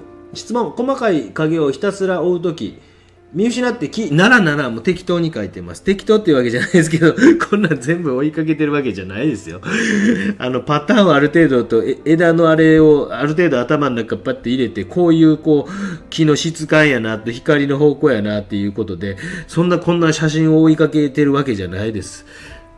なんか、2割ぐらいしか見てないんちゃうかな。あとはもうほとんど画面見ながら、今はちょっと暗い色でやって、次にちょっと明るい色でやって、また中間の色やってぐらいの感じで、そんな映すわけないじゃないですか。しんどいですよ。油絵とかも全然そんなん日頃描いてるやつとかも、そんな追いかけてそんなしんどいことしないですよ。ね、写真の通り描きたいわけじゃないので、特にですね。全然ないですよ。よいしょ。庭の隅に丸太の枯れ木を置いておくとクワガタ類が卵を産むかも。ねえ、どうなんやろね。でもそれがね、成虫になってどっか行ってしまったらあれなんでですね。で、ちょっと白ですね。白とかを描いていこうと思います。だいぶ時間すみません。今日の絵はかかります。申し訳ないです。よいしょ。アクリル絵の具。今日はもうグロスポリマーメディウムとかそういうのは使わないです。使わずにいってます。抽選がないだけやっぱ楽ですね。めちゃくちゃ。昔は僕ら学生の頃はラジオ聞きながらとかなんか勉強してましたけど、今はもしかしてYouTube とか見ながら勉強するとかも YouTube をラジオ代わりにってね、あるでしょうね。僕はラジオっ子やったからですね。ほんとダウンタウンさんのヤングタウンとかね、聞いてましたもんね。だから考えたら僕ら世代の人からすればもうファン歴40年弱ですもんね。そう考えたら長いですよね。小学校5年生ぐらいから見てますもんね。4時ですよだっていう番組やってて、そんな長いこと逆にね、少しお休みされてですね、あれかもしれないですけどね、多分そういう人多いと思いますよ。関西の人ってやったら、僕らぐらいの世代時はね。よいしょ。カブトムシの幼虫手で触ると、そうなんですか。聞け、ガンガン触ってるな。ガンガン触ってしまったな。さなぎのことじゃないですか。そんなことないですか。ガンガン触ってしまったな。でも普通に去年出てきたけどさなぎの頃はなんかあって慎重にっていうのをよく聞いたけど、幼虫からですか。うちのチビガンガンなんかもう本当にその辺のなんか団子のようにもうちょっと優しく持ちとか言いながらしてましたけど、一応去年はそれで大丈夫やったんですけどね。うちのお兄ちゃんがガンガンそんな風に触ってましたよ。大丈夫かな。しゃあないですよね。そうなったらごめんなさいですもんね。触るとダメなんだ。蜜とか塗っておくと寄ってきますよ。いや、そんな山の中じゃないからですね。そんなうちは山の中じゃないから、クヌギの木を庭に植えてるんですけどねなぜか全然来た試しあれへん。そんなにこう蜜塗っておいても寄ってくるほど山の中ではないのでですね。よいしょ。もうこっからはね密度上げていくしかないです。蜜だけに密度って言ってる。面白いこと言ったな。ちょっとこう紫っぽい色とかを作りながら、密度を上げていくしかないという地味な作業が繰り返されております。もし質問があれば遠慮なくしてください。暗いので描いてまた明るいので描いてっていう感じで密度を上げていきながら1時間半ぐらい。さなぎになる直前とかはさらない方がもうね、それはもうもちろん、それはもちろんそんなん絶対そうですよ。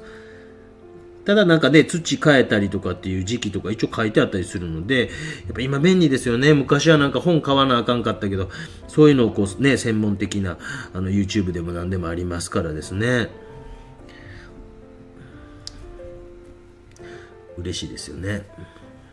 絵もそうですよね。まさにこんなね、こんな描き方見せてくれるお師匠さんいましたどうなんですか、絵画教室でいました？多分あんまいないでしょ。僕は大体ずっとこんなんしてたんで、なんだしんどいことはあれへんと、そして隠すこともあれへんと、追いついてきたら追い越されたらいいと思ってますんでね。もうそんなもんね。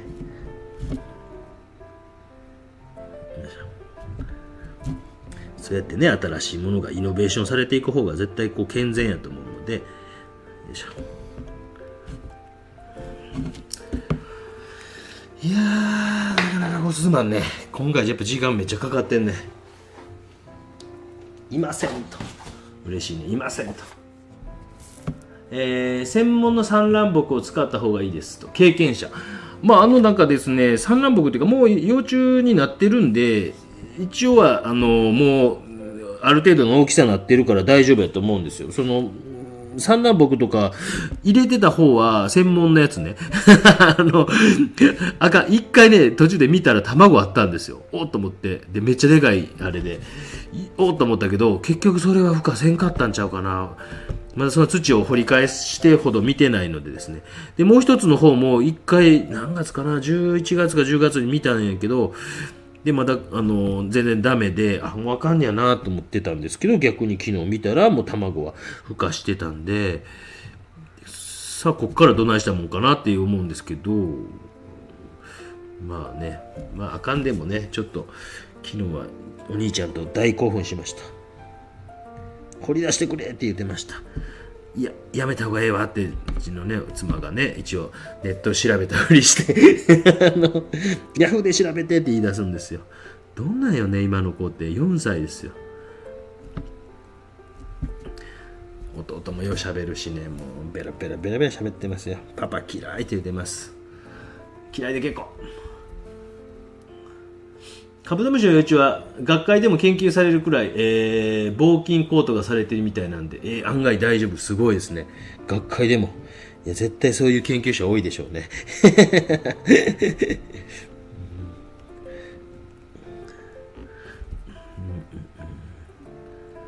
昔なんか農学部の先生と仕事した時に、そういういろいろ聞きましたね。庭の木とか、なんか花のあれとかをいろいろ聞いたことあります。地獄のような合宿のなんか仕事があって泊まりで行って、もうあんなせんでと思うだけで、私なんかもう本当になんか私の友人の王くんなんかはね、1年で今日が一番嫌いや言うてましたもん。もう本当にもうその人はなんかね落ち着きない人でね、僕の友人の王くんなんですけどね、でもなんか監督と呼ばれる仕事をやるらしいんですよ。でそれでもう15年中13年ぐらいやったらしいです。地獄のようでした。で一番嫌なのが初日の、一番最後リスニングってやつらしいですよ。なんか機器のトラブルみたいなのが起きたりすることがあったりすると、彼はなんか運が良くて15年間で1回もなかったそうなんですけど、でもそれ地獄のようやと言ってました。もう本当にその30分間とにかくもうずっと座ってるだけなんですって。で他の時も一応試験監督で見回りとかするんですけど、これ言うてええかな、もう口からか言うけど、昔はちょっと緩かったんですって、その15年前は。で、まあ、若干ちっちゃな文庫本みたいなのを持ち込んで、そーっとこうね、読んだりとかできたらしいんですよ。もう、あかんのですけど、僕じゃないですよ。パソコン持ち込んではる人いましたもんね。それはあかんですけどね。でも今からまあ調べたら出てくると思うんですけど、何年か、10年ぐらい前に、その、ヤフー知恵袋に投稿してカンニングしたというやつが出てくるんですよ。それが一番初めやったと思います。兄弟かなんかの試験会場やったと思います。それが一番初めの、で、めっちゃ厳しくなったんですよ。で、もう一回出てきたんですよね。それも、なんかこう、それはなんかこう、そういうこう、まあ、若干組織立ってる感じ。あれ、四国かなんかのね、女の子かなんかやったような気がするんですけど、なんか替え玉的なやつやった?なんやった?覚えてへんけど。そこまでするかと思うんですけど、人生大学では決まらんよ。ね、ほんと、そう思いますよ。と言ってね、一応美術系の最高学府に行って一応一等賞で卒業した人がそんなこと言うというリアリティのないね、一番日本一リアリティのないあれですけど、本当大学とかだけでは決まらんよ。もうその先またね、楽しくねやっていってくださいや。あれ何やったんですっけね、なんか逮捕者出ましたよね、結構ね。四国かなんかからなんかっていうのありましたよね、四国のあれで。ねえ、もうそこまでせんでも大丈夫、気にせん。もう試験受けてるからね、今更あれでしょうけど、もうね。でも医学部とかね、行きたくて何年も浪人してるとかなったらあれかもしらんけどね。でもお医者さんも多分今もうね、コミュニケーション能力とか大事ですからね。あとは体力ね、運動部とかにね、入ってる方がええんちゃうかな。適当なこと言いました。大きくなったら禁止ボトル、最後は禁止カップ。やっぱりそれのがいいんですか、最後。じゃあもうそうした方がいいんかな。買わんといかんすか。今日買いに行こうかな。やっぱそうなんですか。でも今までなんか順調にっていうか勝手に順調になってたからあれなんですけど、やっぱ移した方がいいですか。なんとかしたいですけどね。皆さんありがとうございます。面白い。今日、明日が共通テストなんですね。去年は息子が受けてました。第一波落ちて、今は静岡に進学して。いいですよね、静岡もね。なんかね、うなぎ美味しいしね。僕浜松に高校の時の同級生が一時ホテル勤めてて、浜松何度か行きましたね。いいじゃないですか、静岡ですか。いいですよね、静岡ね。あの人がなんかこうクレイジージャーに出てた何やったっけ、珍獣ハンターみたいな人いましたよね。何だっけ、あの人たまに今もテレビ出てはりますけど、あの人静岡大かなんかじゃなかったですっけ。うわ、ええなと思って。なんか国公立の先生でも忙しいんですよ。なんかあんな風にテレビとか海外のあれとか行けへんかったけどね、私なんかこうなんかちょこちょこは行ってましたけど、あんなこうロケテレビ局入って多分国公立やったような気がするんやけど、最近こう一月万冊というですね、まあちょっとこう大阪万博とか反対してるような YouTube があるんですけど、でまあ別にそれの信者的なわけではないですけど、その中に安富先生っていう先生がおられて、東大のあれこう文系の先生やと思うんですけど、東大の教授の先生がずっと発信されてて、ここまで言うてええんやっていうぐらい。でも最近辞められたんですけど、その人の1月1日になんか配信されてたやつ、まあ暇な方見てみてください。小木曽さんもこういう感じやったんやってようわかると思いますので、もうね、はい、だらだら話してました。そう静岡大の教授はテレビでいろいろ、あの人ね、でも一回こうクレイジージャーニーでちょっと若干やらせ的なやつでなんかね、一回こうクレイジージャーニーなくなりましたもんね。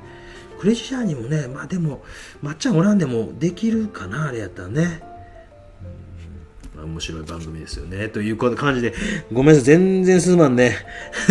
ひたすら書いとるけど、ひたすら手動かしてるけど、一回も止まってないけど、それぐらいやっぱこれは密度を上げていかんといかんやなっていう感じがします。空気遠近法ですね。このぐらいになってももう一回ぐらい潰したいぐらいなんですよね、奥ね。結構僕これぐらいになってまた潰しますよ。ちょっとやりましょうね、せっかくやったらね。ごめんなさいね、今日長い放送になってます。1時間半経過しました。ビューと。よいしょ。ビュー。ビュー。こういう風に空気遠近法一回かけて水、ちょっと白入れたやつですね。かけてみてとかっていうことをして、見ても面白いかなと思います。ちょっと動画ではなかなか分かりづらいかもしれませんが、で水をシャバシャバにつけて筆を保管するときは置いてあげてください。よいしょ。いやー、なかなか手数が。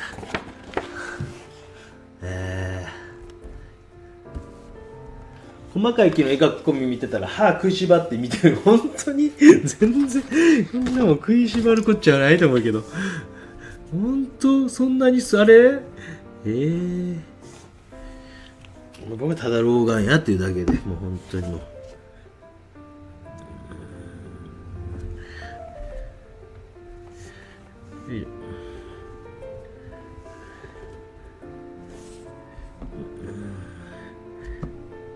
これは安い筆です。先ほど使ったのはちょっと高い筆です。でももうだいぶ弱ってたからですね。弱ってる筆ってどういうことって思うかもしれない。毛がね、やっぱりちょっとおしっこしたくなってきた。やばいな。また出た。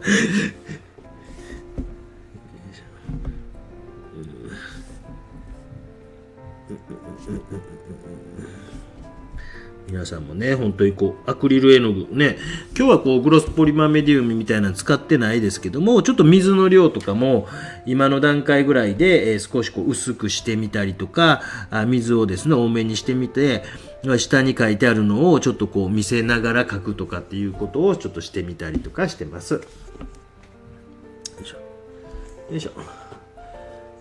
先生は長い期間常勤でいらしたので、それだけで尊敬。もう16年やで。毎日決まった生活できないのでずっと非常勤してました。くるくるホイールさんもそうなんや。まあね、本当にもう昼も一人で食べてましたもん。近くのうどん屋かラーメン屋か。なんかね、もういい。ダメですね、やっぱね。本当。会議とかもね、俺必要かな思ったりとかね、そんな疑問符を持ちながら、あと30分でも1時間でも短くしてくれたらいろいろ違うことできんのにとか思ったりしてました。もうそういう人です。ダメな人間です。もう僕はなんか一人でやって一人で失敗してみたいなことを繰り返していく方が向いてるタイプというかですね。世の中そういう人もねいますからね。団体行動苦手な人もいると思います。私もそうです。なのに野球を6年間小4から中3までやってたら偉いですよね。結構苦痛でしたもんね。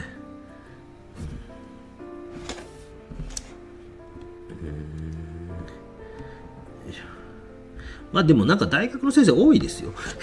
ちょっとやっぱね、本当に遅刻とかされたらもう腹立ってきますもんね。こっちの時間奪いやがってってなりますもんね。特にも遅刻に対してうるさかったと思います。間違いないです。報告してくれって何度も言いました。遅れます、すいませんってね、もうごめんなさいって謝ってこられたらね許せますよね。すいませんでしたって言ってね、僕もそういうね遅刻したらそんな感じですけど、走って嘘でも向こうの方から走って嘘ついてでもええから汗かいてこいって言ってね、汗かいて走ってきたふりでも嘘つけって言ってましたけどね、全然そんな感じではなかったかな。お気持ちわかりますと。見ながら根拠を学びます。トイレどうぞ。ありがとうございます。もう最後まで行きます。大丈夫です。ここでねちょっとねあれしても大人のね失敗しても映らんかなと思いますので映らんかなと思いますので、はい、お兄ちゃんとか来たらどうしたドンって言うかもしれませんけどね、まあいいんじゃないですか。ちょっとこの辺とかをちょっと密度を上げていってますね。大変ですけどね、この辺ねちまちまとどうですか、一緒に書いてた人いました？コージー N さんがたまにやってますけどね、絶対追いつけへんって言ってね。よいしょ。まあ、今はね本当にこうね、来月も石垣とかね、もう家族に感謝、義理のお父さんお母さんに感謝、めちゃくちゃ感謝ね。その辺が自由に動いたら伸び伸びするタイプね。よいしょ。あるお医者さん友達で言われましたもん、木曽先生みたいに自分でこうスケジュール管理できんから僕は組織にいた方が楽ですって言われて、あ、そういう考え方もあるんやとね、あ、そうなんすかって言ってですね、あ、そうなんすか、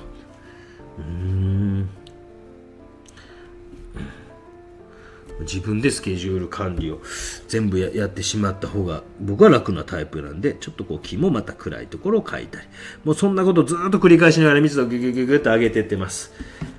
よいしょ。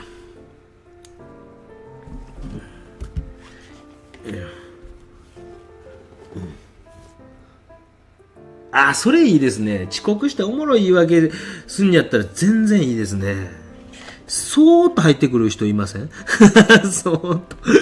そーっとこう、何事もなかったかのように。一応なんかその人自身を待ってたりするのに、みんなでじゃあもうちょっと待とうか、ちゅって言っててね、10分ぐらい遅れて、連絡取れへんのちゅってもなんか、取れません、ちゅって。で、1時間半ぐらいしてから、そーっと入ってきたりしますもんね。体調悪いと体調悪いとか言うてくれた方がね、あ、そうやったら無理せんでええよとかって言えんのにね。そんなことありませんか？皆さんはどうなんですか？知らんけど。まあそういうところからは僕はね、フェードアウトしましたんで。よいしょ。フェードアウトすると楽ですよ。そういうことでイライラせんのですね。よいしょ。もうね、そうだったらもう別にお疲れっすっていう感じですね。お疲れっす。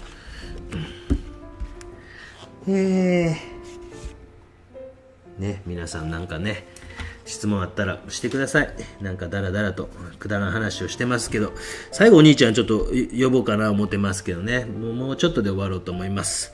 ちょっとまあ今日の絵に関してはもう少しこう書いて、後で書いてですね、もしかしてこれをインターネットで売ろうかなと。ごめんなさいね。ね、寄付したいですけど、まずとりあえずは石垣のなんとか飛行機代ぐらいをなんとかせんと。でもピーチやったから安かったけど、あれオプションでちょっとずつ高なるんですね。なんか荷物絶対大きいので、あ、そういうオプションなんやねと思って、ちょっとなんとか飛行機代、まだ宿代までは無理ですけど、そういうのがある程度一段落したらまた石川県の方に、なんか皆さんのご協力を得てしたいなと思います。はあ、ごめんなさいね、本当にさ、しゃあないですよね。もうね。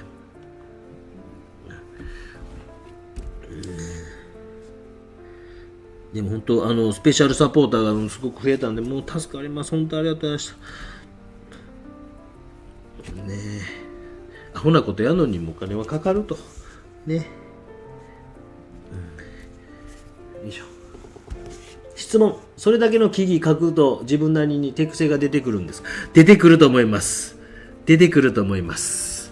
でもなんか僕の場合手癖というのもあると思うんですけど、いろんな木の種類書いてるから、だから多分いろんなパターンが書けるようになってて、もう癖ね、一つの木じゃないというか、こういうなんかこう白いこう白樺の木も書けや、ね、杉の木書いたりとか、クスなんかもよう書きましたし、だからそういうのカツラの木も書いたりとか、逆にこういろんなパターンの木がインプットされてきて、で癖じゃなくなってきてるんちゃうかなって自分では思ったりしてます。正解かどうかわからないですけどね。よいしょ。まあ日曜日の放送もたまにはですね、まあ本当は夕方とか夜とかにやりたいんですけどね、もう寝ちゃうんですよね、おじちゃんね。9時寝2時起きですからね、新しいスタイルですよね。9時寝2時起き、今日も2時からずっと仕事してます。はい。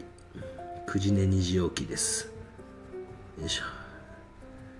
昼寝もします。よいしょ。よいしょ。という感じですみません。もうちょっと書きますけども、一旦ここで、終了させていただきたいと思います。ちょっと長なりましてすみません。申し訳ございませんでした。ちょっと白でいこうか。一回マスキングテープ外します。それでまたつけて、もうちょっと書きます。ホームページの方で、ちょっとこれは、もう協力いただける方、今日になるか、明日になるか、明後日になるか知りませんけど、もうちょっと頑張って書いて、何枚か出して、ちょっと旅費だけは確保して、また、石川県の方に、協力の、あれをもしたいなと思っております。ということでございました。すみません。今日は長なりまして申し訳ございません。今帰ってきました、夏伊藤さん。という感じでございました。どないでっか。1時間45分ぐらいでございました。アクリル絵の具の時はですね、もうお兄ちゃんたち呼ぶのに際して、もうとりあえずここ片付けときたいんですけどね、このパレットもうちょっと使いたいですよね。どうしようかな。大丈夫かな。ちょっと呼びましょうか。お兄ちゃん、明けましておめでとうございます。よいしょ。お兄ちゃんお兄ちゃんいない残念、外に行ってるっぽいです。どっかに庭で遊んでるっぽいです。ということですみません。ありがとうございました。残念でございます。欲しい答えでした。やはり経験豊富なということでございます。ありがとうございました。ということで、トシさんもすみません。お知らせが来ないので、のんきにしていて大遅刻です。トシさんのもどうなのね。ベルマークとか押してますけど、届かないって言うてはりましたよね。以上でございました。ありがとうございました。もうちょっとこの辺とかぐちゃぐちゃとこれ、複雑にして、描いて、おこうかなと思います。ちょっと4月の、2月の、あれ戻ってきた。ちょっとなんとか呼びたいね。お兄ちゃんお兄ちゃんお兄ちゃんどうかなお兄ちゃんそこ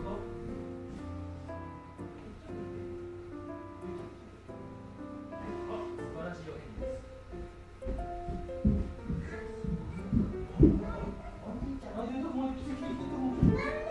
返事です。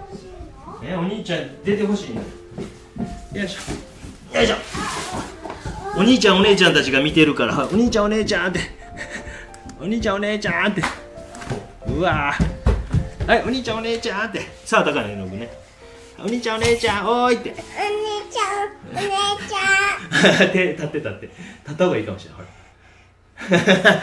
ほらおーいっておーいって、皆さん寒いですかって。何言ってんの？寒いですかって。寒いですか？寒いですか？元気ですかって。元気ですか？近い。トクもここよ、カメラ。トクカメラここ。おーいって。おーいって。いつか皆さんお会いできる日よって言ってみて。うんちが言わんの赤バンされるよ。アカウントバンされる。ありがとうございました。キャーかわいいということで、飛行機これ何ですか？あんな違うねこれ。今飛行機が好きな。でもあなた仮面ライダー V3 好きやんか。鼻水拭いた V3。お兄ちゃんも仮面ライダー好きな。以上です。すいません、寒いです。だってね。いつだって大丈夫この回だほら君がいるから愛を知ることがまたきる大好きもだよし、もう一回歌ってみようか。はい、マイクです。いつだって大丈夫これぐらいでだほら君がいるから愛を知ることがまたきる大好きもだそうです。ミスセスグリーンアップルだそうでございました以上です。ありがとうございました。終了。お兄さんバイバイ。お兄さんバイバイ。お姉さんバイバイ。とこもお兄さんバイバイ。バイバイはバイバイしたくない。バイバイしたくない。したくないそうです。泣きそうです。じゃあすいません。とくもうちょっと喋っていいよ。バイバイと。とくもじゃあ歌ってよ。なんかクリスマスの歌。ジングルベール。はい。じゃあすいません、終わります。終了です。パパ終わりますよ。何を？今日